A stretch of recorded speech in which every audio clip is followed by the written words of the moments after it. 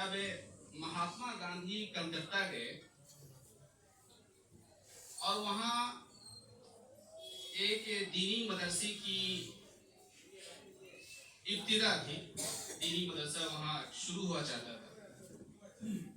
تو اس مجلس میں مہاتما گاندھی بھی تھے اور مولانا ابوالکلام آزاد بھی تھے. مولانا ابوالکلام آزاد نے مہاتما گاندھی سے خطاب کرتے ہوئے کہا کہ آپ جس مجلس میں آج آئے ہیں اور اس مدرسے میں جو جماعت پڑھنے والی ہے اس جماعت کے بارے میں مولانا ابوالکلام آزاد نے مہاتما گاندھی سے یہ کہا کہ آپ نے کالجز میں اور یونیورسٹیز میں بہت سے لوگوں کو دیکھا ہوگا جنہوں نے اعلیٰ تعلیم حاصل کی، جن کے پاس بڑی بڑی ڈگریاں ہیں، لیکن آپ پوری دنیا میں ایسی کوئی جماعت نہیں بتا سکتے کہ جنہوں نے علم کو علم کے لیے حاصل کیا.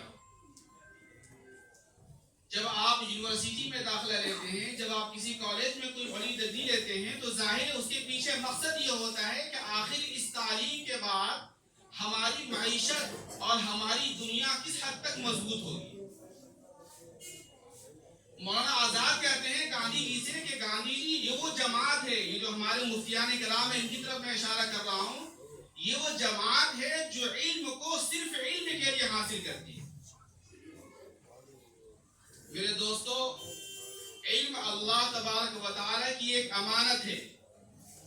آج ہم نے علم کو اپنی دنیا داری کے لیے اور علم کو دنیا کے کمانے کا ذریعہ بنا لیا ہے، اور ہم نے یہ یقین کر لیا ہے کہ اللہ تبارک و تعالی ہمیں روزی جب ہی دے گا جب ہم علم کو اس کا ذریعہ بنائیں.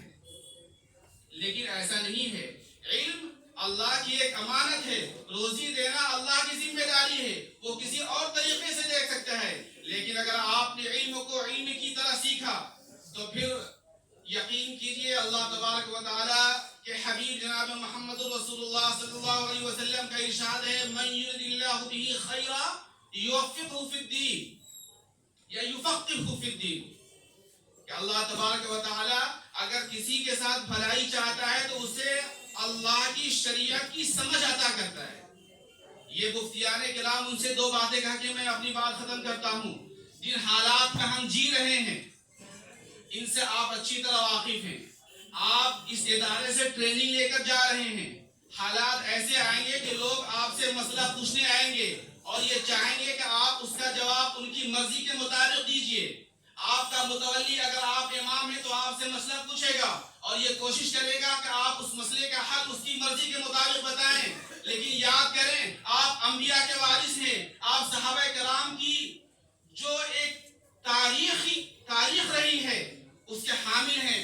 آپ جناب امام ابو حنیفہ رحمۃ اللہ علیہ کے وارث ہیں. امام ابو حنیفہ رحمۃ اللہ علیہ کے بارے میں آتا ہے کہ آپ بغداد کی جیل میں قید ہیں، بادشاہ وقت آپ کو ستاتا ہے. امام احمد بن حنبل رحمۃ اللہ علیہ کے بارے میں آتا ہے کہ بادشاہ وقت آپ کی پشت پر کوڑا مارتا ہے اور یہ کہتا ہے کہ تم خلق قرآن کے قائل بن جاؤ. لیکن امام احمد بن حنبل رحمۃ اللہ علیہ اپنی پشت کو خون سے لبریز ہونے دیتے ہیں، لیکن کبھی آپ نے اللہ اور اللہ کے رسول کے خلاف کوئی مسئلہ نہیں بتایا.